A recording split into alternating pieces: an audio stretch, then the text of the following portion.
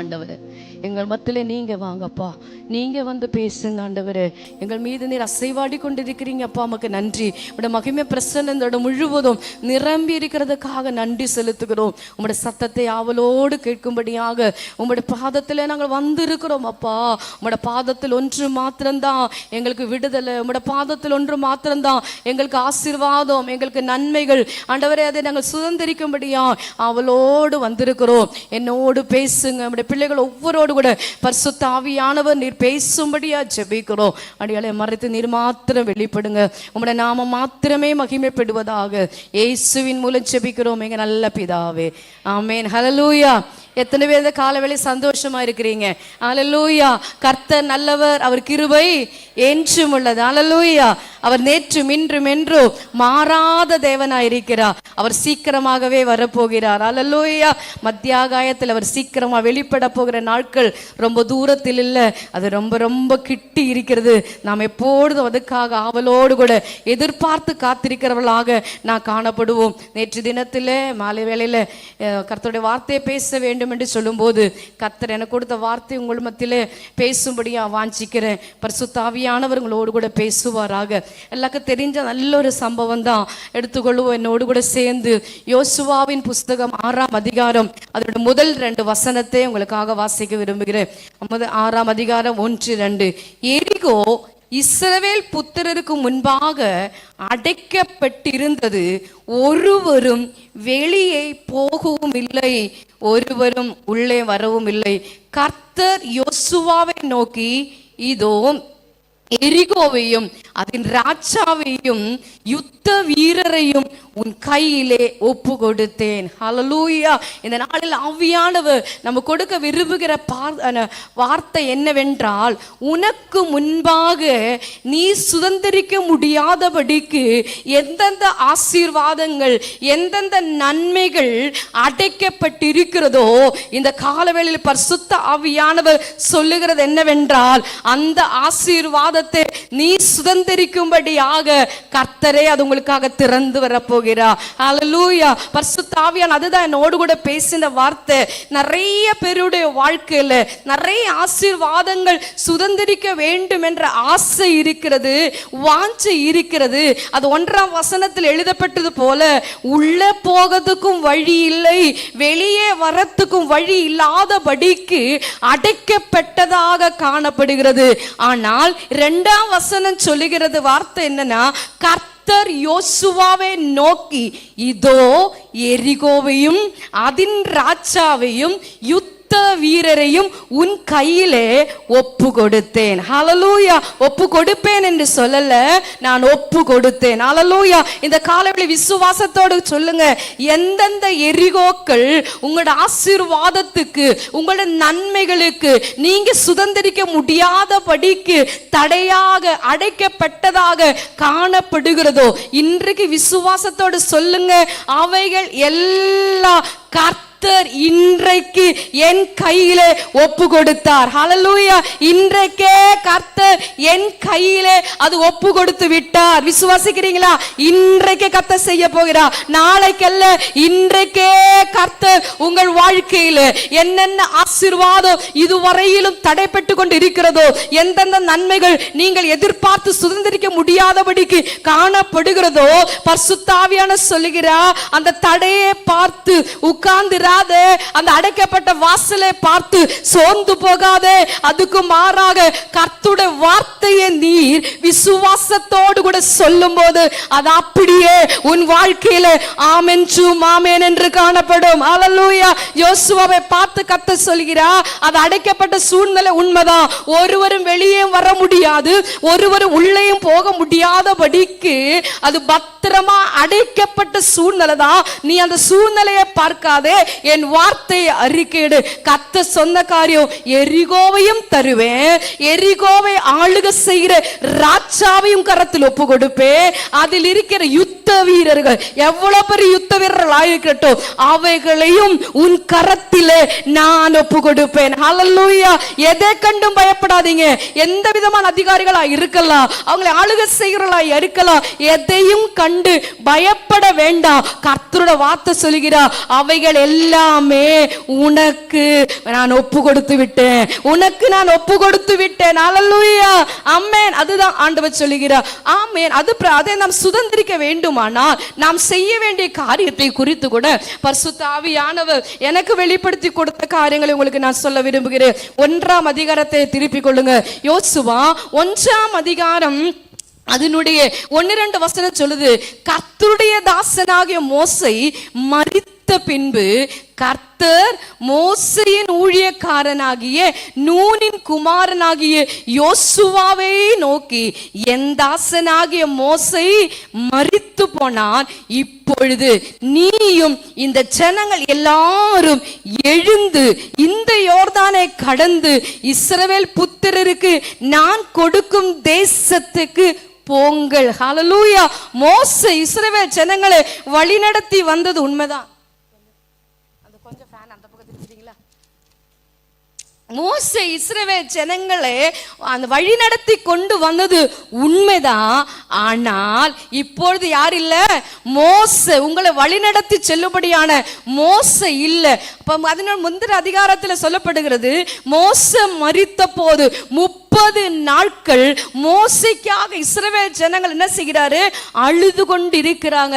அழுது முடித்த பிறகு ஆண்டவர் உடனே யோசுவாவையும் அவனோடு கூட இருந்த இஸ்ரவேல் ஜனங்களையும் பார்த்து சொல்லுகிற காரியம், நீ அழுது கொண்டு இருந்தது போதும், இப்பொழுது நீ என்ன செய்ய வேண்டும்? நீ சுதந்திரிக்க வேண்டுமானால் உட்கார்ந்து இருந்தால் போதாது, நீ எழும்பணும். ஹல்லேலூயா. இந்த காலவேளையில் சபையே, உன்னை பார்த்து ஆண்டவர் சொல்லுகிறார், அன்பு சகோதரனே, அன்பு சகோதரியே, கர்த்தர் உன்னை பார்த்து சொல்லுகிறார், அடைக்கப்பட்ட வாசல்கள் முன்பாக உட்கார்ந்து இருக்கிறதை விட்டுவிட்டு இப்பொழுது நீ சுதந்திரிக்க வேண்டியவைகளை சுதந்திரிக்கும்படியா நீ எழுந்திருக்க வேண்டும். ஹல்லேலூயா. சொல்லுங்க, நான் எழுந்திருக்க போகிறேன், நான் எழுந்திருக்க போகிறேன். அதுதான் 1ஆம் அதிகாரத்தில் அழகா சொல்லப்படுது.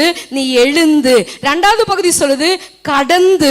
3வது சொல்லுகிறது, நீ மிதிக்கும் தேசத்தை எல்லாம் நான் கொடுத்து விட்டேன். ஹல்லேலூயா. சுதந்திரிக்கல.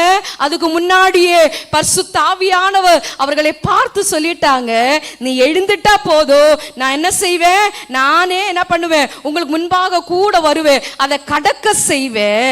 அதுக்கு படகு சொல்லுது, நீ எங்கெல்லாம் கால் மிதிக்கிறாயோ அவைகள் எல்லாம் நான் கொடுத்துட்டேன். ஹல்லேலூயா. கொடுப்பேன் என்று சொல்லல, கொடுத்துட்டேன். ஹல்லேலூயா. அப்ப இன்றைக்கு விசுவாசிங்க, எந்தெந்த ஆசீர்வாதங்கள் இதுவரையில் தடப்பட்டிருக்கிறதோ, எந்தெந்த காரியங்கள் சுதந்திரிக்க முடியாதபடி காணப்படுகிறதோ, இன்றைக்கு நீர் எழுந்து செயல்படும்படியா ஆரம்பிப்போமே. ஆனால் கர்த்தரே உனக்கு முன்பாக கடந்து சென்று சுதந்திரிக்க வேண்டியவள் எல்லாவற்றையும் சுதந்திரிக்கும்படியா கர்த்தர் கிருபை செய்வார். ஹல்லேலூயா.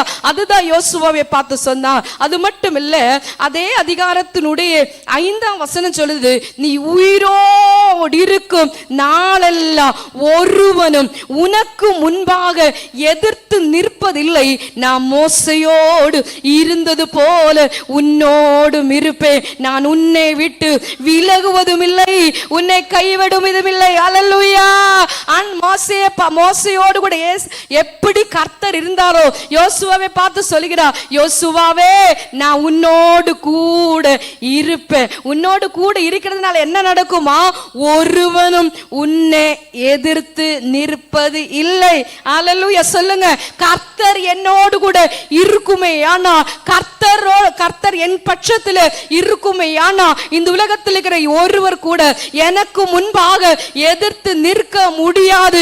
காரணம், என் கர்த்தர் என்னோடு கூட இருக்கிறார். யோசுவாவுக்கு பயம். இதுவரையிலும் மோசேதான் இஸ்ரவேல் ஜனங்களை வழிநடத்தினா. அந்த இஸ்ரவேல் ஜனங்கள் எப்படிப்பட்ட ஜனங்களா இருக்கிறார் என்றா, முறுமுறுக்கிற ஜனங்கள், கல்லறிகிற ஜனங்கள், எப்ப பார்த்தாலும் மோசேக்கு விரோதமாய் பேசுகிற ஜனங்கள். அப்ப யோசுவா நினைத்து பார்த்தா, மோசேக்கே இந்த கதின்னா எனக்கு எப்படி இருக்கும் என்று சிந்தித்து கொண்டிருக்கும் போதுதான் பரிசுத்த ஆவியானவர் யோசுவாவோடு சொல்லுகிறா, நான் உன்னோடு இருப்பேன். மோசையோடு கூட இருந்து எப்படி இஸ்ரவேல் ஜனங்களை பலத்த கையினாலோ ஓங்கிய புயத்தினாலோ நடத்தி வந்ததோ அதே போல நானும் உன்னோடு கூட இருப்பேன். ஹல்லேலூயா. எதற்காக இருப்பாரா? ஒருவனும் உனக்கு முன்பாக எதிர்த்து நிற்க முடியாதபடிக்கு நான் உன்னோடு கூட இருப்பேன். ஹல்லேலூயா. இந்த வார்த்தை எத்தனை பேர் விசுவாசிக்கிறீங்க? உங்களுக்குள்ளாகவும் எனக்குள்ளாகவும் பரிசுத்த ஆவியானவர் இருக்கிறார். கர்த்தர் நமக்கு முன்பாக கடந்து சென்று கொண்டுதான் இருக்கிறார். இந்த வாழ்க்கை பிரயாணத்தில் நாம் மாத்திரமல்ல, நம்மோடு கூட பரிசுத்த ஆவியானவர் இருக்கிறார். இயேசுவோ நம்மட படகில பிரயாணம் பண்ணி கொண்டுதான் இருக்கிறார். எதுவரைக்கும்? அக்கறையில் போய் சேரும் வரைக்கும் அவர் ஒருபோதும் நம்மை கைவிடுவதும் இல்லை, நம்மை விட்டு விலகுவதும் இல்லை. ஹல்லேலூயா. இந்த இடத்துல அதுதான் யோசுவாவை பார்த்து சொல்லுகிறார், நீ கலங்காது, நீ திகையாது, நீ திடமனதா இரு. நீ திடமனதா இருக்குது. நீ செய்ய வேண்டிய காரியம் என்ன தெரியுமா? கர்த்தர் உன்னோடு கூட இருக்கிற என்று அறிந்து நீ முன்னேறி செல். ஹல்லேலூயா. அந்த காலையில் ஆண்டவர் சொல்லுகிறார், நீங்க முன்னேறி செல்ல வேண்டிய நாட்கள். சொல்லுங்க, எதுவும் உங்களை தடுத்து நிறுத்த நீங்க இடம் கொடுக்காதீங்க.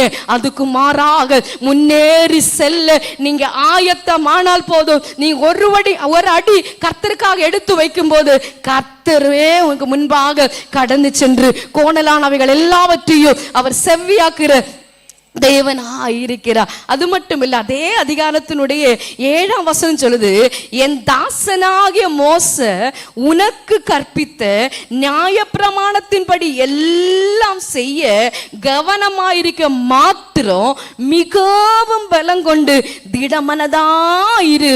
நீ போகும் இடமெல்லாம் புத்திமானாய் நடந்து கொள்ளும்படிக்கு அதை விட்டு வலது இடதுபுறம் விலகாதிருப்பதாக.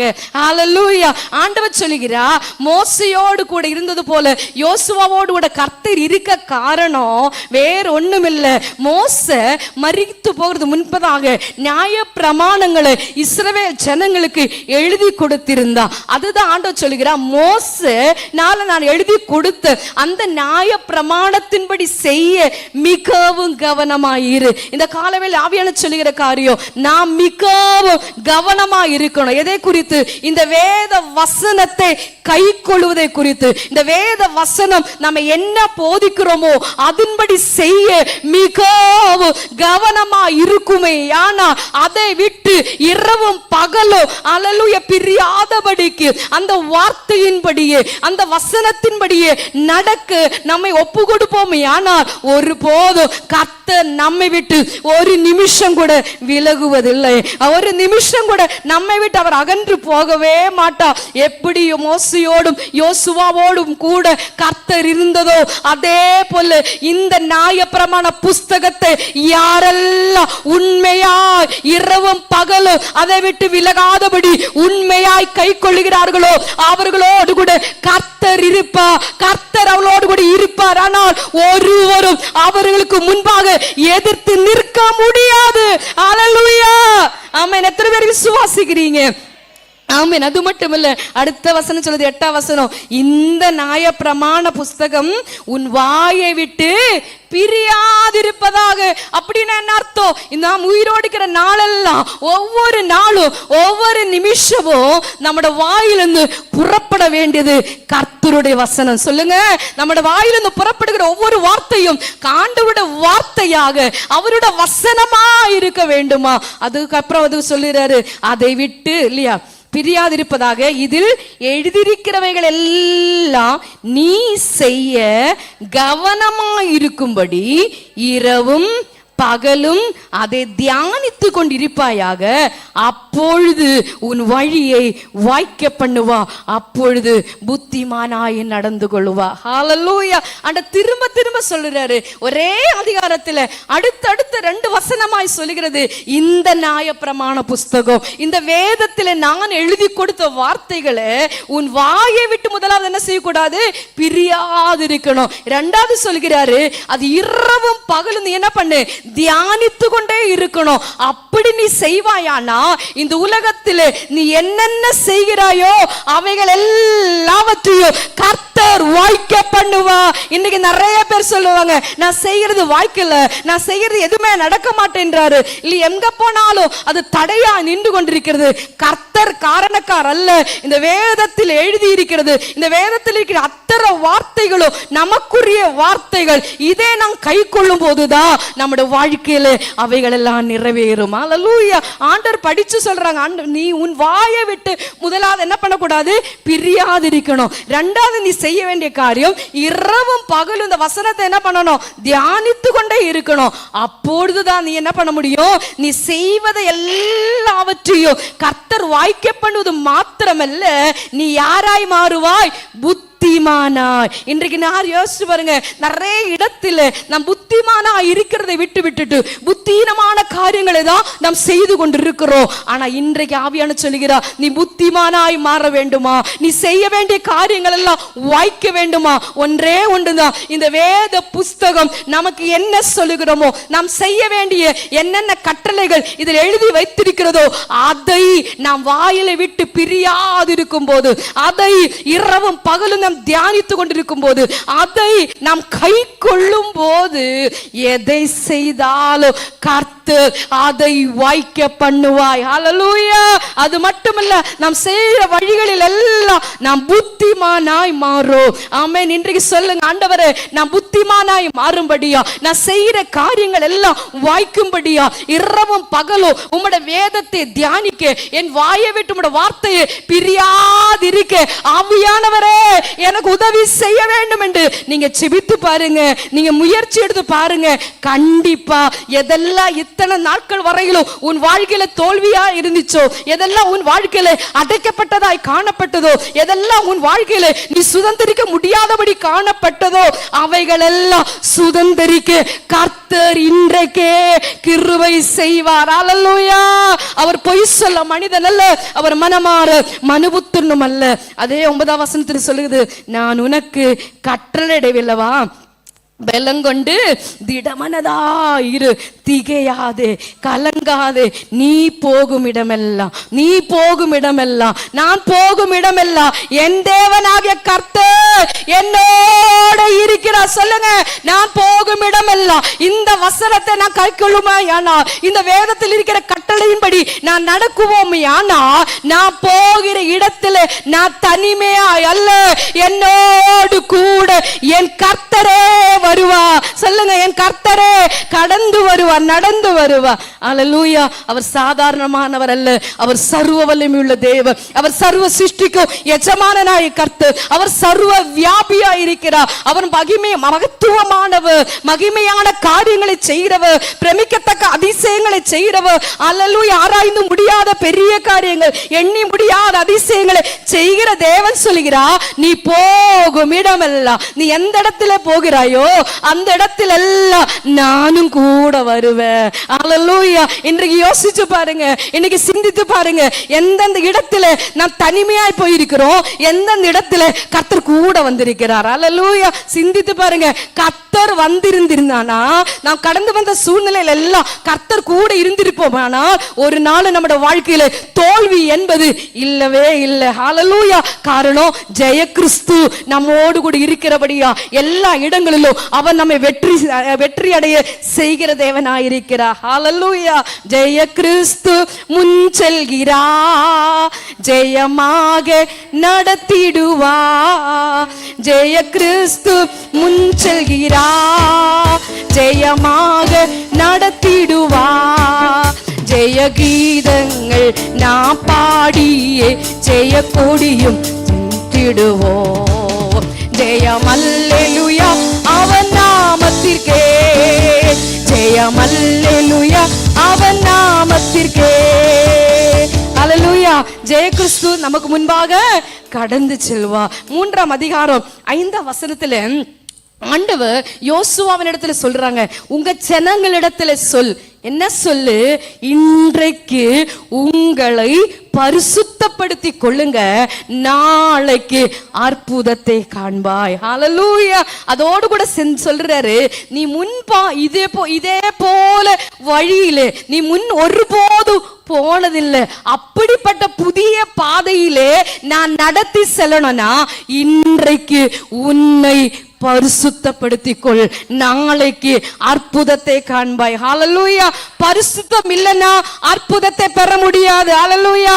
காரணம், நாம் ஆராதிக்கிற தெய்வம் பரிசுத்த சேனைகளின் கர்த்தர். அவர் யாராயிருக்கிறார்? பரிசுத்தராயிருக்கிறார். பரிசுத்தராக தேவன் சொல்லுகிறார், உன் வாழ்க்கையை நீ பரிசுத்தப்படுத்துமையானா, உன்னுடைய கிரியைகளை நீ பரிசுத்தப்படுத்திக் கொள்வோமையானா, உன்னுடைய செய்கைகளை நீ பரிசுத்தப்படுத்திக் கொள்வோமையானா, உன் கண்கள் அற்புதத்தை காண்பாய். அல்லேலூயா. பரிசுத்தம் இல்லாம யாருமே அற்புதத்தை பெற்றுக்கொள்ள முடியாது. அதுதான் இந்த வசனத்துல சொல்ற, நீ போய் உன் ஜனங்களிடத்துல சொல், ஒரு புதிய பாதையிலே ஒரு அற்புதத்தை உன் வாழ்க்கையில கர்த்தர் செய்ய போகிறா.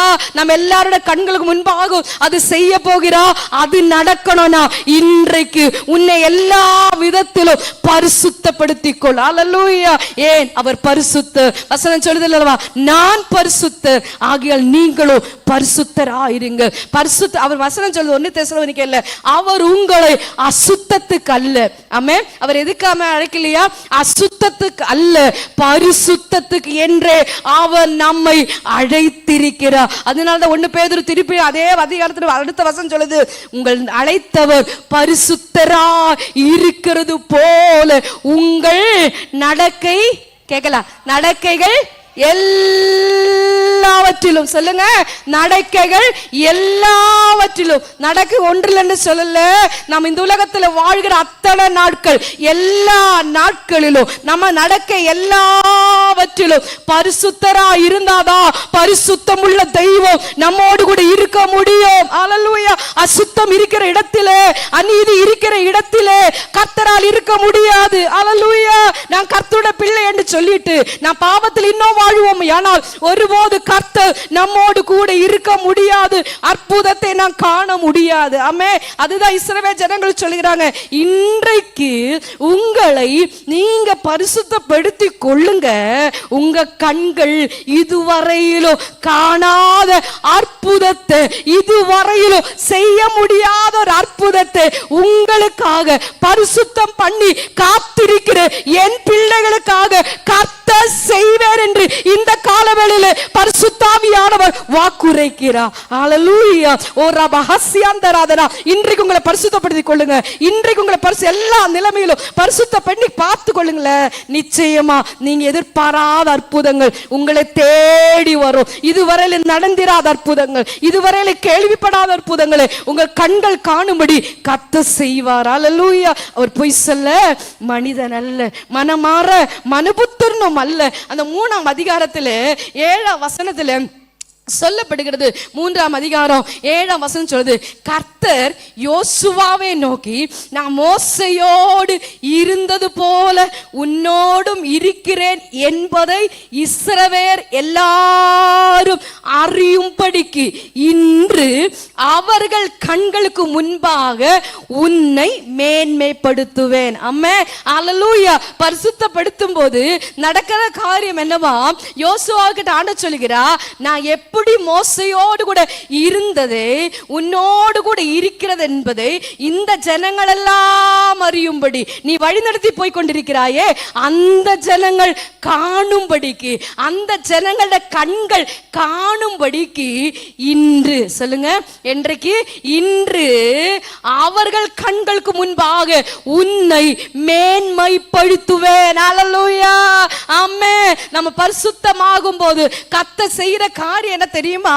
எந்த ஜனங்கள் நமக்கு முன்பாக இருக்கிறார்களோ அவர்களுக்கு முன்பாக, அவர்கள் யாரா இருக்கலாம்? உன்னை தூஷிக்கிறவர்களா இருக்கலாம், உன்னை நிந்திக்கிறவர்களா இருக்கலாம், உன்னை அவமானப்படுத்துகிறவர்களா இருக்கலாம், உனக்கு விரோதமாய் செயல்படுகிறவர்களா இருக்கலாம், உனக்கு விரோதமாய் கிரியை செய்கிறவர்களா இருக்கலாம், யாரா இருக்கட்டும், அவர்கள் கண்களுக்கு முன்பாக உன்னை, என்னை அவர் மேன்மைப்படுத்துவார். வாய் திறந்து சொல்லுங்க, என்னை என் கர்த்தர் மேன்மைப்படுத்துகிற நாட்களுக்குள்ளாக கடந்து வந்திருக்கிறோம். பரிசுத்த ஆவியானவர் சொல்கிறார், உங்களை மேன்மைப்படுத்துகிற நாட்களுக்குள்ளாய் கர்த்தர் வந்திருக்கிறார். ஆனால் நாம் செய்ய வேண்டியது பரிசுத்தம், பரிசுத்தம், பரிசுத்தம், பரிசுத்தம். நம்முடைய வாழ்க்கையிலே கை கொள்வோமே. ஆனால் அதே ஜனங்களுக்கு முன்பாக, அதே ஜனங்கள் காணும்படி அவர்கள் எப்படி மோசேக்கு பயந்திருந்ததோ அதே போல உனக்கும் பயந்திருக்கும்படி அவர்கள் கண்களுக்கு முன்பாக இன்றைக்கே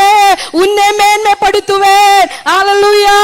ஆமென். எவரை மேன்மைப்படுத்துவோம், பலப்படுத்துவோம்? கர்த்தருடைய கரத்தினால் தான் ஆகும். எந்த மனுஷனும் யாரே மேன்மைப்படுத்த முடியாது, எந்த மனுஷனும் யாரே உயர்த்த முடியாது. உயர்வு, மேன்மை எல்லாமே கர்த்தரிடத்திலிருந்து மட்டும்தான் வரும். அல்லேலூயா. அதுதான் யோசுவாவிட சொல்றாங்க. ஏன்னா அதுவரையிலும் இந்த யோசுவா மோசேக்கு பணிவிடக்காரனா இருந்தா, மோசேக்கு ஊழியம் செய்கிறவனா இருந்தா. ஆனால் இஸ்ரவேல் ஜனங்கள் அவனை அங்கீகரிக்க வேண்டுமானால் இஸ்ரவேல் ஜனங்கள் கண்களுக்கு முன்பாக யோசுவாவை கர்த்தர் மேன்மைப்படுத்தி காண்பித்துதான் ஆகணும். அல்லேலூயா. ஆண்டவர் சொல்ல, இன்றைக்கு நான் செய்வேன், இன்றைக்கு நாளைக்கல்ல, இன்றைக்கே செய்வேன். செஞ்சாரா? 4ஆம் அதிகாரம் 14 வசனத்துல வாசிச்சு பாருங்க. 4:14 சொல்லுது, அந்நாளிலே கர்த்தர் யோசுவாவை சகல இஸ்ரவேலரின் கண்களுக்கு முன்பாகவும் மேன்மைப்படுத்தினார். அல்லேலூயா. என்றைக்கு ஆண்டவர் சொன்னாரோ அந்நாளிலே, ஆமே, இன்றைக்கு மேன்மைப்படுத்துவேன் என்று சொன்ன அதே தெய்வம் அந்த நாளிலே தானே அத்தனை இஸ்ரவேல் ஜனங்களுடைய கண்களுக்கு முன்பாகவும் கர்த்தர் மேன்மைப்படுத்தி காண்பித்தார். அல்லேலூயா. அது உண்மையானா நீங்களும் நானும் அல்லேலூயா நாம் சொன்ன வார்த்தையின்படி, கேட்ட வார்த்தையின்படி நம்முடைய வாழ்க்கையை அர்ப்பணித்து இரவும் பகலும் இந்த வேத வசனத்தை கைக்கொண்டு பரிசுத்தமாய் வாழ்வோமே. ஆனால் எந்த இடத்தில் வேணாலும் கர்த்தர் உண்மை மேன்மைப்படுத்தி காண்பிக்க அவர் வல்லமை உள்ளவராய் இருக்கிறார். அது வேலை ஸ்தலமா இருக்கலாம், உன்னோட பிசினஸ்ல இருக்கலாம், உன் படிப்பிலா இருக்கலாம், எங்க வேணாலும் நீ கர்த்தருக்கு உண்மையா இருப்போமே. ஆனா இந்த வசனத்தை கைக்கொள்ளுவர்களாய் காணப்படுமே. ஆனா நிச்சயமா எந்த இடத்தில் வேணாலும் கர்த்தர் உன்னை மேன்மைப்படுத்தி காண்பிப்பார். அல்லேலூயா. யோசுவாவுக்கு சொன்ன அதே நாளிலே கர்த்தர் செய்து முடித்தார். ஆமே. அப்படியானா நமக்கு செய்ய மாட்டாரா? உங்களுக்கு செய்ய மாட்டாரா? நிச்சயமா அவர் செய்கிற தேவனா இருக்கிறார். 3ஆம் அதிகாரத்தில் அது அடுத்த 6, 7, 8 வசனம், 9 வசனம் எல்லாம் கீழே வாசிக்கும் போது அதனுடைய 13 வசனத்தை வாசிக்கிறேன். சம்பவிப்பது என்னவென்றால், சர்வ பூமிக்கும் ஆண்டவராகிய கர்த்தரின் பெட்டியை சுமக்கிற ஆசாரிகளின் உள்ளங்கால்கள் யோர்தானின் தண்ணீரை பட்ட மாத்திரத்திலே மேலிருந்து ஓடி வருகிற யோர்தானின் தண்ணீர் ஓடாமல் ஒரு குவியலாக நிற்கும் என்றார். கண்டர் சொன்னார் அல்லவா, இன்றைக்கு உன்னை பரிசுத்தப்படுத்திக்கொள், நாளைக்கு அற்புதத்தை காண்பா. என்ன அற்புதம்? யோர்தானை அவங்களுக்கு கடக்க வேண்டும். என்னவா? யோர்தானை கடக்க வேண்டும். அந்த யோர்தான் அவங்க கடக்க போகிற சூழ்நிலை பார்ப்போமே. ஆனால் அதே அதிகாரத்தில் சொல்லப்பட்டுகிறது 15ஆம் வசனத்தில், யோர்தான் அறுப்பு காலம் முழுவதும் கரை புரண்டு போம். ஆமே. அவங்க எந்த சூழ்நிலையில கடக்க வேண்டும்? கரை புரைந்து ஓடிக்கொண்டிருக்கிற அந்த தண்ணீரை யாராலும் என்ன செய்ய முடியாது? கடக்க முடியாது. கிட்ட வந்தாலே அந்த ஒழுக்கில் பட்டு அடித்து கொண்டு போகும். அப்படிப்பட்ட என்ன சொல்லுகிறது, அந்த தண்ணீர் பாய்ச்சல் அதிகமாய் கொண்டிருக்கிற சூழ்நிலையில ஆண்டவர் சொல்லுகிறார், சர்வ வல்லமை உள்ள ஆண்டவர். அதுதான் நல்ல அதிகம் அந்த அழுத்தமா சொல்லப்படுகிறது. சர்வ பூமிக்கும் ஆண்டவராகிய கர்த்தரின் பெட்டியே சுமக்கிற ஆசாரியர்கள். அப்போ யோசுவா ஆசாரியர்களுக்கு கட்டளை எடுக்கிறாங்க. அவரோட பெட்டியை சுமந்து போகிற ஆசாரிகள் சொல்றாங்க, ஆசாரிகளே நீங்க யார் தெரியுமா? நீங்க சாதாரணமானவர்கள் அல்ல, சர்வ பூமிக்கும் ஆண்டவராகிய கர்த்தரின் பெட்டியை சுமக்கிறவர்கள். அல்லேலூயா. நீங்களும் நானும் யாருங்க? சர்வ பூமிக்கும் ஆண்டவராகிய கர்த்தருடைய பெட்டியை சுமக்கிறவர்கள் தான் இங்க உட்கார்ந்திருக்கிற அத்தனை பேரும். அல்லேலூயா. யாரெல்லாம் கர்த்தரால் அபிஷேகம் பண்ணப்பட்டு இருக்கிறீங்களோ, யாரெல்லாம் அவருடைய பிள்ளை என்ற முத்திரை போடப்பட்டு இருக்கிறதோ, அவர்கள் எல்லாரும் யாரு? சாதாரணமானவர் அல்ல, சர்வ பூமிக்கும் ஆண்டவராகிய கர்த்தருடைய உடன்படிக்கை பெட்டியை சுமக்கிறவர்கள் தான் இங்க உட்கார்ந்து இருக்கிறோம். அல்லேலூயா. அப்ப யோசுவா சொல்லுகிறார், நீங்க அந்த யோர்தான், எப்படிப்பட்ட யோர்தான்? கரை புரைந்து ஓடிக்கொண்டிருக்கிற யோர்தான் ஓரத்துல போய் என்ன செய்யுங்க? உங்க காலை வையுங்க. ஆமே, ஓரத்துல போய் அவங்க கால் வைத்தா நடந்த காரியம் என்னவா? கரை புரண்டு ஓடிக்கொண்டிருக்கிற அந்த தண்ணீர் என்னவா? சொல்லுங்க. தண்ணீர்கள் ஓரத்தில் பட்ட உடனே மேலிருந்து ஓடி வருகிற தண்ணீர் நின்று ஒரு பக்கமாய் குவியலா நின்றுச்சு. அல்லேலூயா. தண்ணி எங்கனா குவியலா நிற்க முடியுமா? இல்ல தண்ணீர் எங்கனா மதிலா நிற்க முடியுமா? இதுதாங்க ஆண்டவர் செய்யற காரியம். கர்த்தர் தம்மை பரிசுத்தத்துடனே காத்து கொள்கிற பிள்ளைகளுக்காக எப்பேற்பட்ட அற்புதங்கள் அவர் செய்ய வல்லமையுடையவராய் இருக்கிறார். உலகத்தாலே விஞ்ஞானிகளால நம்ப முடியாத காரியத்தை செய்ய அவர் ஆயத்தமாயிருக்கிறார். அவர் இன்றைக்கும் செய்ய ஆயத்தமாயிருக்கிறார். அல்லேலூயா. நீங்க கால் வச்சா போதும், என்ன பண்ணுமா? அவ்வளோ கரை புரண்டு ஓடுகிற அந்த தண்ணி ஒரே பக்கமாய் என்னவா? குவிந்து நிக்குமா? நடக்க முடியாத காரியத்தை, நம்ப முடியாத காரியத்தை கர்த்தர் இன்றைக்கும் செய்து கொண்டிருக்கிறார். அல்லேலூயா. உங்களுக்காக எனக்காக இன்றைக்கும் அவர் நம்ப முடியாத காரியத்தை செய்கிறார். அதுதான் யோபுல 5ஆம் அதிகாரத்தில் 9ஆம் அதிகாரத்தில் சொல்லப்படுகிறது. ஆராய்ந்து முடியாத பெரிய காரியம், எண்ணி முடியாத அதிசயங்களை அவர் செய்கிறார். அல்லேலூயா. ஆமே. நம்மால் ஆராய்ந்து பார்க்கவே முடியாது, நம்மால் சிந்தித்து பார்க்கவே முடியாது.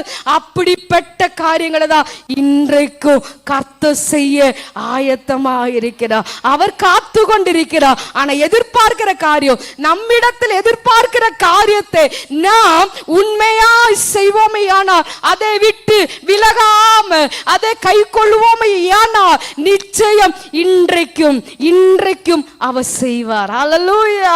அப்ப எதிர்பார்க்கிறதை நாம் என்ன செய்யணும். ஆமே. அதுவரை எதிர்பார்க்கிறத நாம் செய்யாத பட்சத்தில் அவரால் பெரிய அற்புதத்தை என்ன செய்ய முடியாது? நம்ப முடியாத அற்புதத்தை என்ன முடியாது? செய்யவே முடியாது. எண்ணி முடியாத அதிசயம் நம்மளால் என்ன செய்ய முடியாதா?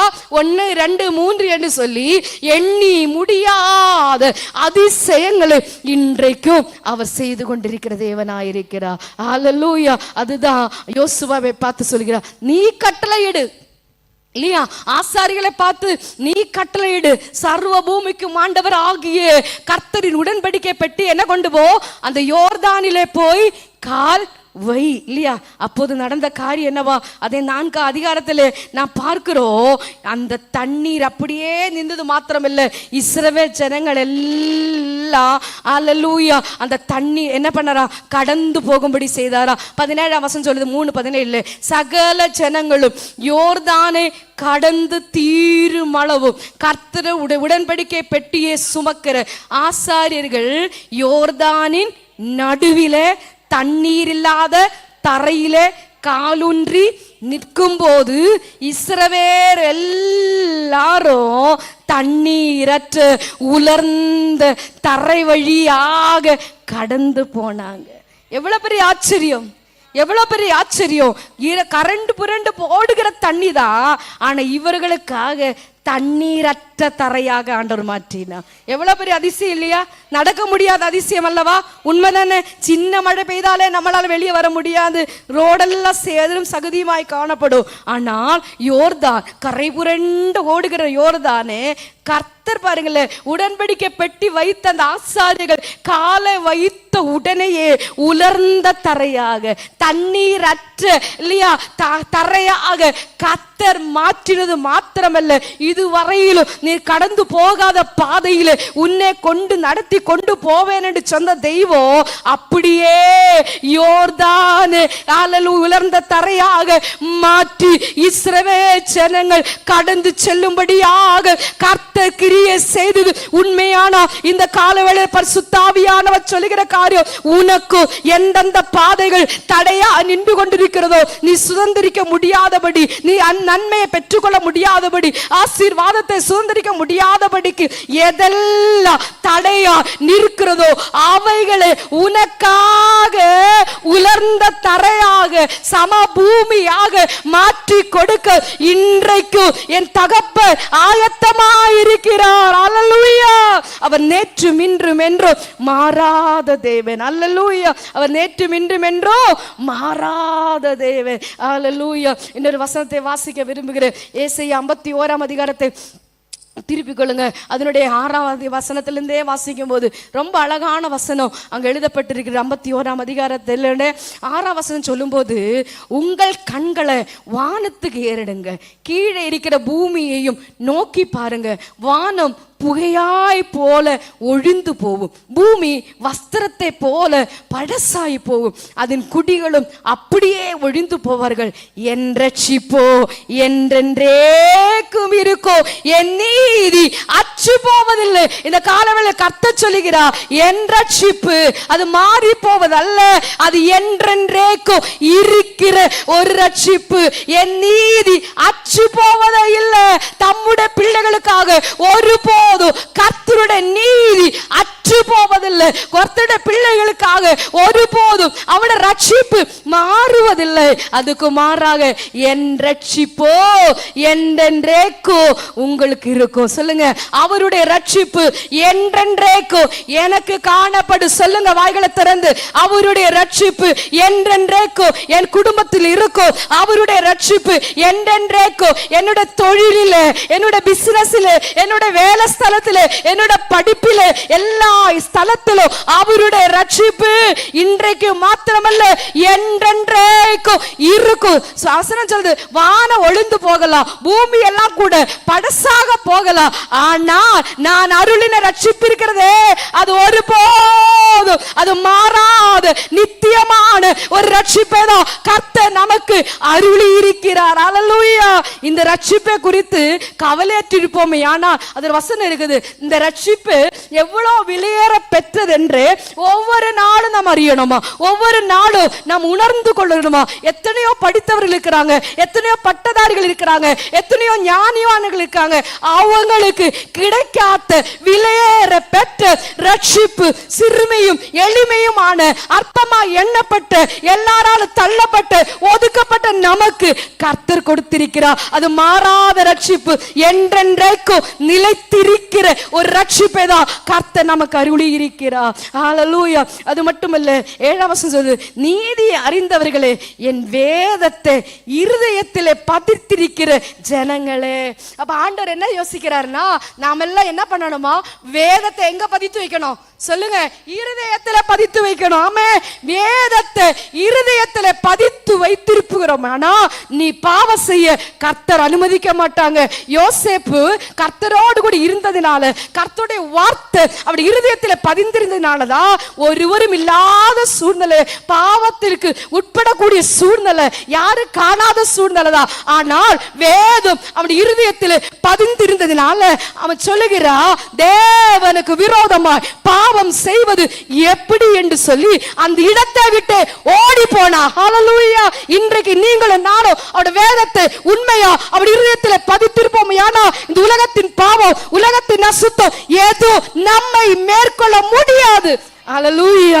பாவத்தில் விழுந்து விழுந்து எழுந்தவர்களாக இருக்கும்படி கர்த்தர் நம்மை அழைக்கல, அதை ஜெயிக்கும்படியாக, அதை மேற்கொள்ளும்படியான அபிஷேகத்தை தான், வல்லமை தான் கர்த்தர் நமக்கு கொடுத்திருக்கிறார். ஹல்லேலூயா. அதுதாங்க உண்மை, அதுதாங்க சத்தியம். அது மட்டுமில்ல, அது கீழே வசனம் சொல்லுகிறது, இருதயத்தில் பதித்திருக்கிற ஜனங்களே எனக்கு செவி கொடுங்கள், மனுஷனுக்கு நிந்தனைக்கு பயப்படாமலும் அவர் தூஷணங்களுக்கு கலங்காமலும் இருங்க. மனுஷன் என்ன வேணாலும் உன்னை பயப்படுத்தட்டும், உன்னை என்ன வேணாலும் கலங்க செய்யட்டும், அதுக்கு நீ பயப்பட வேண்டிய அவசியம் இல்லை. யார் பயப்பட மாட்டார் என்றா, கர்த்தருடைய வார்த்தை யார் தங்களுடைய இருதயத்திலே பதித்து வைத்திருக்கிறார்களோ அவர்கள் ஒருபோதும் மனுஷனுடைய நிந்தைக்கு பயப்பட மாட்டார்கள் என்று பரிசுத்த ஆவியானவர் வாக்குரைக்கிறார். ஹல்லேலூயா. அப்ப இன்றைக்கு ஒரு தீர்மானம் விடுங்க.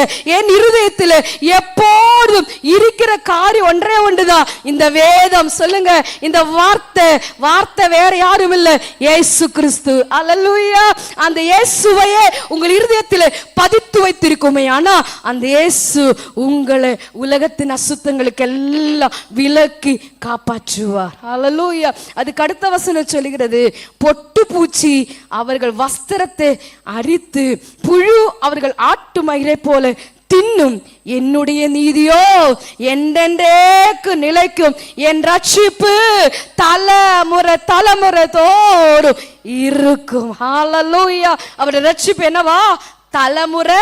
தலைமுறை போலும் இருக்கிற ஒரு ரட்சிப்பை தான் கர்த்தர் நமக்கு கொடுத்திருக்கிறார். சால்வேஷன் சாதாரணமா நினைச்சிடாதீங்க, அது எங்க நிறைவேறும்னா இயேசுவின் வருகை பரியந்தம். ஆமென். ஹல்லேலூயா. அனுதினமும் ரட்சிக்கப்படுகிறவர் அல்லையா? வசனம் அதுதான் சொல்லுது, அனுதினமும் ரட்சிக்கப்பட்டு கொண்டே இருக்கணுமா. ஆமென். நம்ம ரட்சிப்பு இன்னும் என்ன பண்ணல சொல்லுங்க, நிறைவேறி முடிக்கல. எப்ப நிறைவேறி முடிக்கும்? அவட வருகையில நாம் எடுத்துக்கொள்ளப்படுகிற வரையிலும் அனுதினமும் நாம் ரட்சிக்கப்பட்டு கொண்டே இருக்கிறவர்களாக நாம் மாற வேண்டும். அதனுடைய 10ஆம் வசனம் சொல்லுது, மகா ஆழத்தின் தண்ணீராகிய சமுத்திரத்தை வற்றி போக பண்ணினதும், மீட்கப்பட்டவர்கள் கடந்து போகத்தக்க கடலின் பள்ளங்கள் வழியாக்கினதும் நீர்தான் அல்லவோ? அப்படியே கர்த்தரால் மீட்கப்பட்டவர்கள் ஆனந்த களிப்புடன் பாடி சீயோனுக்கு திரும்பி வருவார்கள். நித்திய மகிழ்ச்சி அவர்கள் தலைமையில் இருக்கும். சந்தோஷமும் மகிழ்ச்சியும் அடைவார்கள். சஞ்சலம் தவிப்பும் ஓடிப்போம். ஆமே. சஞ்சலம் தவிப்பு எப்பங்க ஓடி போவோம்? சும்மாலாம் ஓடாது. அவட வசனத்தை இருதயத்தில் பதித்து வைத்து அவட வார்த்தையின்படி யார் நடக்கிறார்களோ, அவட வார்த்தை யார் கை கொள்ளுகிறார்களோ அவர்களோட வாழ்க்கையில் இருக்கிற எப்பேற்பட்ட சஞ்சலங்களா இருக்கலாம், எப்பேற்பட்ட தவிப்பா இருக்கலாம், அது ஓடி போய்தான் ஆகும். ஹல்லேலூயா. ஏனென்றா மீட்கப்பட்டவர்கள் ஆனந்த களிப்புடன் பாடிக்கொண்டே இருப்பாங்க. ஹல்லேலூயா. அதுதான் வசனம் சொல்லுது, சந்தோஷம் உள்ளவர் என்ன பண்ணுவாங்களா? எப்பொழுதும் பாட்டு பாடிக்கொண்டே இருப்பாங்க. இன்னைக்கு எப்பொழுதும் பாட்டு பாடிக்கொண்டு இருக்கிறோமா? எல்லா நேரத்திலும் பாட்டு பாடிக்கொண்டிருக்கிறோமா? யாரால தான் பாட முடியும் சொல்லுங்க?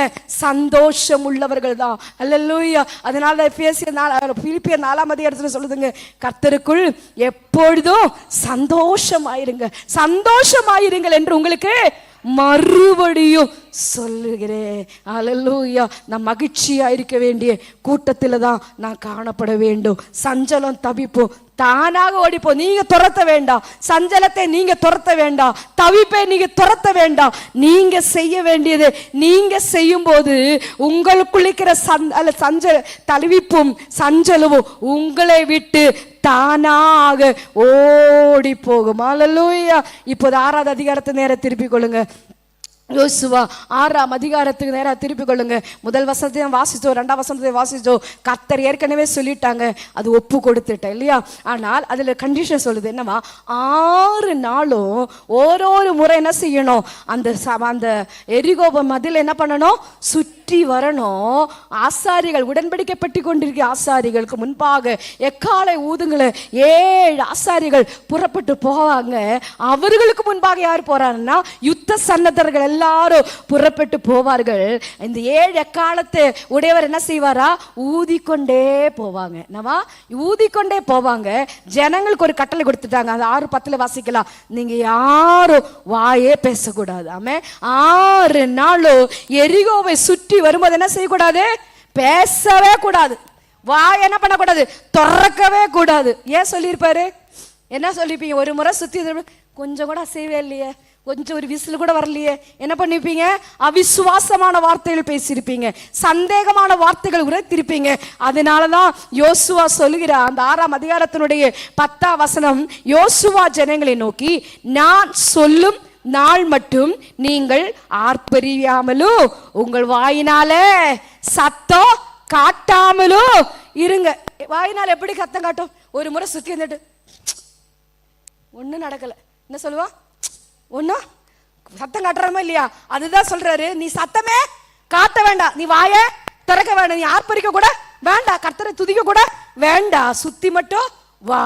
7ஆவது நாள் 7 முறை என்ன பண்ணுங்க, சுற்றி வரும்போது அது 13ஆம் வசனத்துல சொல்லுது, தொனிக்கும் 7 எக்காலங்களை பிடிக்கிற 7 ஆசாரியர்களும் எக்காலத்தை ஊதிக்கொண்டே கர்த்தருக்கு பெட்டிக்கு முன்பாக நடந்தார்கள். யுத்த சந்தனானவர்கள் அவர்களுக்கு முன்பாக நடந்தார்கள். பின்தண்டோ எக்காலங்கள் ஊதப்படுகிற கர்த்தருக்கு பெட்டிக்கு பின் சென்றது. இது எத்தனை நாள் வரைக்கும்? 6 நாள் வரைக்கும். 15ஆம் வசனம், 7ஆம் நாளிலே அதிகாலமே. சொல்லுங்க, 7ஆம் நாளிலே எப்போ? அதிகாலை எத்தனை மணிக்கு? அதிகாலை எத்தனை மணிக்கு? உங்களுக்கு வெற்றி வேணுமா? எரிகோ மதில் இடியணுமா? நீங்க சுதந்திரிக்க வேண்டியது சுதந்திரிக்க வேண்டுமா? எத்தனை மணிக்கு? கேட்கலையே. அதிகாலமே. ஆமே, அதிகாலம் என்ன செய்யறாரா? கிழக்கு வெளுக்கும் போது எழுந்திருந்து. ஆமே, இன்றைக்கு சொல்லுங்க, அதிகாலமே நான் எழுந்திருப்பேன். சூரியன் உதிக்கும் முன்பதாக நான் என்ன செய்வேன்? எழுந்திருப்பேன். எழுந்திருந்து அந்த பிரகாரமே பட்டணத்தை 7 நாள் சுற்றி வந்தார்கள். அன்றைய தினம். ஆமே, சொல்லுங்க, அன்றைய தினத்தில் மாத்திரம் பட்டணத்தை எத்தனை முறை சுற்றினாங்களா? 7 முறை சுற்றி வந்தார்கள். 7ஆம் தரம் ஆசாரியர்கள் எக்காலங்களை ஊதுகையில் யோசுவா ஜனங்களை நோக்கி, ஆர்ப்பரியுங்கள், பட்டணத்தை கர்த்தர் உங்களுக்கு ஒப்பு கொடுத்தார். ஹல்லேலூயா, ஹல்லேலூயா. 7ஆவது முறை அவங்க சொல்றாங்க, ஆர்ப்பரி. ஜனங்கள் எல்லாம் இத்தனை நாள் பேசல பத்தியா, அத்தனை சத்தத்தை உயர்த்தி. ஏன்னா 6 நாளும் பேசல, 6 நாளும் அமைதி, 6 நாளும் வாயினால் கூட சத்தத்தை காண்பிக்க கூடாது. இந்த 7ஆம் நாள் வந்த போது எல்லா சத்தத்தை சேர்த்து வைத்து ஆர்ப்பரிக்க ஆரம்பித்தாங்க. ஆர்ப்பரிக்க ஆர்ப்பரிக்க ஆர்ப்பரிக்க எந்த ஆயுதமும் இல்லாத 6 நாளும் ஒரு அசைவு கூட வராத எரிகோ 6 நாளும் இவங்க சுற்றி வந்து ஒரு போரல், ஒரு போரலுக்கு தமிழ் நான் தெரியல, ஒரு விரிசல் கூட வராதிருந்த அந்த எரிகோ 7ஆம் நாள் அத்தனை லட்ச ஜனங்கள் ஆர்ப்பரிக்க ஆர்ப்பரிக்க அந்த எரிகோ மதிலால சும்மா இருக்க முடியல. கர்த்தர் அதை தானாக இடிந்து விழும்படி செய்தார். ஹல்லேலூயா, ஆமென். எரிகோவை கர்த்தர் சுதந்திரிக்கும்படி கர்த்தர் செய்தார். ஹல்லேலூயா. இந்த காலைவேளை அதுதான் ஆவியானவர் சொல்லுகிறார், எதெல்லாம் இன்னே வரைக்கும் உன் வாழ்க்கையில சுதந்திரிக்க முடியாதபடிக்கு, நீ அடைய முடியாதபடிக்கு, ஹல்லேலூயா, அது ஆவிக்குரிய ஆசீர்வாதங்களா இருக்கலாம், ஹல்லேலூயா, எதிர்காலத்தின் ஆசீர்வாதங்களா இருக்கலாம், உலக பிரகாரமான ஆசீர்வாதங்களா இருக்கலாம், எதுவானாலும் நீ சுதந்திரிக்க கர்த்தர் செய்வா. நீ சுதந்திரிக்க கர்த்தர் செய்வா. நீ ஒண்ணு செய்ய வேண்டாம், அந்த மதில பார்க்காத, மதிலுக்கு முன்பாக உனக்காக செயல்படுகிற கர்த்தரை பார். ஹல்லேலூயா. உனக்காக கிரியை செய்கிற கர்த்தரை பார்த்து அவரை ஆர்ப்பரியுங்க, அவரை மகிமைப்படுத்திக் கொண்டு இருங்க. உனக்கு முன்பாக அது தாழாக தரைமட்டாக இடிந்து போகும். நீ எளிதாய் அதை சுதந்திரிக்க கர்த்தர் கிரியை செய்வா. எளிதாய் சுதந்திரிப்பீங்க. ஹல்லேலூயா. இத்தனை வருஷம் உன்னால கடினப்பட்டு சுதந்திரிக்க முடியாதது பரிசுத்த ஆவியானவர் சொல்லுகிற காரியம், இதுவரையிலும் நீ கடினப்பட்டு, நீ உழைத்து, நீ பிரயாசப்பட்டு என்னென்னமோ செஞ்சு பார்த்த காரியம் சுதந்திரிக்க முடியாதபடிக்கு காணப்பட்டதை எல்லாம் ஆண்டவர் சொல்லுகிறார், நீ எளிதாய் சுதந்திரிக்கும்படி கர்த்தர் இன்றைக்கே செய்வார். ஹல்லேலூயா. எத்தனை பேர் விசுவாசிக்கிறீங்க? ஆமே. அவட வார்த்தை ஜீவனுள்ள வார்த்தை, அவட வார்த்தை உயிர்ப்பிக்கிற வார்த்தை, அவட வார்த்தை செயல்படுகிற வார்த்தை. இன்றைக்கே அவர் செய்ய ஆயத்தமா இருக்கிறார். ஆனா நாம் செய்ய வேண்டியது எல்லாம் செய்யணும். நாம செய்ய வேண்டியது ஒண்ணுமே செய்ய மாட்டோம். ஆனா கர்த்தர் மாத்திரம் எனக்கு என்ன செய்யல, செயல்படவே இல்லை, கிரியை நடப்பிக்கவே இல்லை, அற்புதத்தை செய்வேன் சொன்னாங்க, இன்னும் காணல என்றா கர்த்தர் காரணக்காரல்ல, நாம் தான். அவர் சொல்லிட்டாரு, இரவும் பகலும் இந்த வேதத்தை என்ன பண்ணு, தியானி, உன் வாயை விட்டு பிரியாத. இந்த வயது எப்பொழுது என் வாயில் இருந்துச்சுன்னா கெட்ட வார்த்தை வருமா? இந்த வாயை எப்பொழுது பேசிட்டு இருந்தேன்னா சண்டை போட வருமா? அல்லேலூயா. இந்த வாயில ஏதாவது வருமாங்க? சொல்லுங்க, வராது. அதனால தான் ஆண்டவர் சொல்லுகிறா, இரவும் பகலும் உன் வாயிலிருந்து ஒரு வார்த்தை தான் வரணும், கர்த்தரின் வார்த்தை, கர்த்தருடைய வசனம். இந்த வசனத்தை நீ செய். அப்புறம் சொல்கிறா, நீ பரிசுத்தமா உன்னை காத்துக்கொள். எல்லா நிலையிலும் யார் என்ன பார்க்கலாம், கர்த்தர் ஒருவர் கண்கள் பார்த்து, அவர் அக்கினி ஜுவாலைக்குள்ள கண்கள். யாரும் என்ன பார்க்கலையே, இந்த இடத்துல எனக்கு யாரும் இல்லையே. யோசேப்பு அப்படி சொல்லல, யோசேப்புக்கு தெரியும் இந்த இடத்துல யாருமே இல்லை. வசனம் சொல்லுது, அந்த போத்திபாருடைய மனைவியும் யோசேப்பு மட்டும்தான் வேலை செய்கிற ஒருவரும் வீட்டுக்குரிய யாருமே அங்க இல்லை இல்லையா? யாருமே இல்லை. ஆனால் அக்கினி ஜுவாலை கொன்ற கண்களை உடையவர் அங்க இருக்கிறதுனால, யோசேப்பு அறிந்து கொண்டபடினால, கர்த்தருக்கு விரோதமாய் பாவம் செய்வது எப்படி என்று தன் வஸ்திரத்தை கூட உதறி தள்ளிவிட்டு வஸ்திரம் இல்லாதவனாக ஓடி போனா. சும்மா உயர்வு வரல, சும்மா மேன்மை வரல. கர்த்தர் என்னை உயர்த்தணும், கர்த்தர் என்னை மேன்மைப்படுத்தணும் என்றா சும்மா நடக்காது.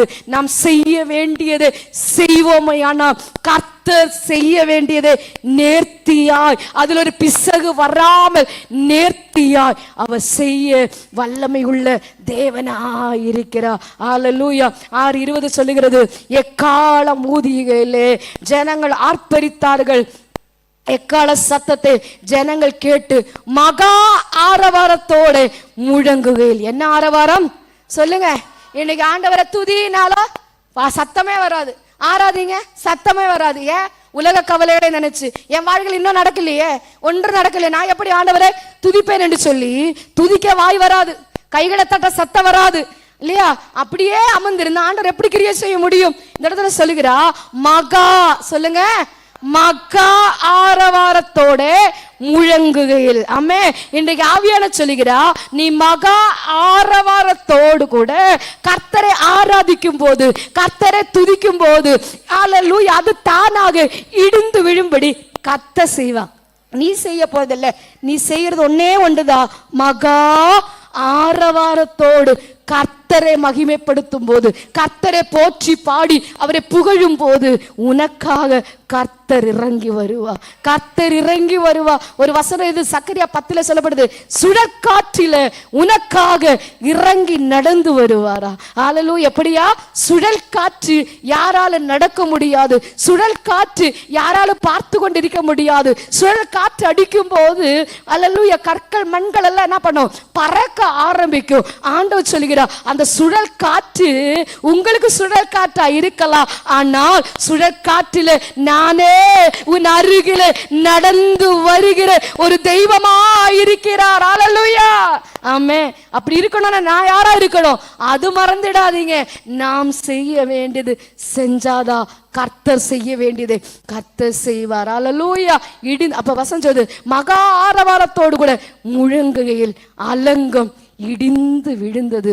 உடனே சொல்லுங்க, உடனே ஜனங்கள் அவரவர்கள் தங்களுக்கு நேராக பட்டணத்தில் ஏறி பட்டணத்தை பிடித்து, இந்த காலவேளை பரிசுத்த ஆவியான சொல்லுகிறார், பட்டணத்தை பிடிக்கும்படியான ஒரு அபிஷேகத்தை தான் கர்த்தர் உங்களுக்கு கொடுத்திருக்கிறார். நம் பட்டணத்தில் ஏராளமான சிறைப்பட்டு போன பிசாசின் அடிமைத்தனத்தில் இருக்கிற ஜனங்கள் காணப்படுகிறார்கள். இன்றைக்கு ஆவியான சொல்லுகிறார், அவர்களை பிடிக்கும்படியான ஒரு அபிஷேகம், அவர்களை பிடித்துக் கொள்ளும்படியாக, பட்டணத்தை கர்த்தருக்கென்று பிடிக்கும்படியாக, தேசத்தை கர்த்தருக்கென்று பிடித்துக் கொள்ளும், உலகத்தை அசைக்கும்படியாக, உலகத்தை கலக்கும்படியான ஒரு அபிஷேகத்தை தான் கர்த்தர் நமக்கு கொடுத்திருக்கிறார். இன்றைக்கு சொல்லுகிறார், உங்கள் சுற்றிலுமிக்கிற பட்டணம் ஏது? உங்கள் சுற்றிலுமிக்கிற பட்டணம் ஏது? சொல்லுங்க, இந்த பட்டணத்தை நான் பிடிப்பேன். காரணம், கர்த்தர் என்னோடு கூட இருக்கிறார். நான் தனிமையாக அல்ல, நான் மோசையோடு கூட இருந்தது போல நான் உன்னோடு இருப்பேன். நீ போகும் இடமெல்லாம் நான் உன் கூட வருவேன். நீ பட்டணத்துக்கு போகிறாயா? மக்களை சந்திக்க போகிறாயா? தெருக்குள் தோறும் போய் இயேசுவை அறிவிக்க போகிறாயா? நீ தனிமே அல்ல, உன்னோடு கூட, உன்னோடு கூட என் கர்த்தர் நடந்து வருகிறார், நடந்து வருகிறார். அல்லேலூயா. பட்டணத்தை பிடிக்க அவர் கிருபை தருவார். அல்லேலூயா. தேசத்தை பிடிக்க அவர் அருள் செய்வார். ஆனா செய்ய வேண்டியது நாம் செய்யும் போது கத்த செய்ய வேண்டிய காரியத்தை கத்த நேர்த்தியாய் செய்வா. கத்த தாமே இந்த வசனங்களால உங்களை ஆஸ்வதிப்பாராக. ஆமென்.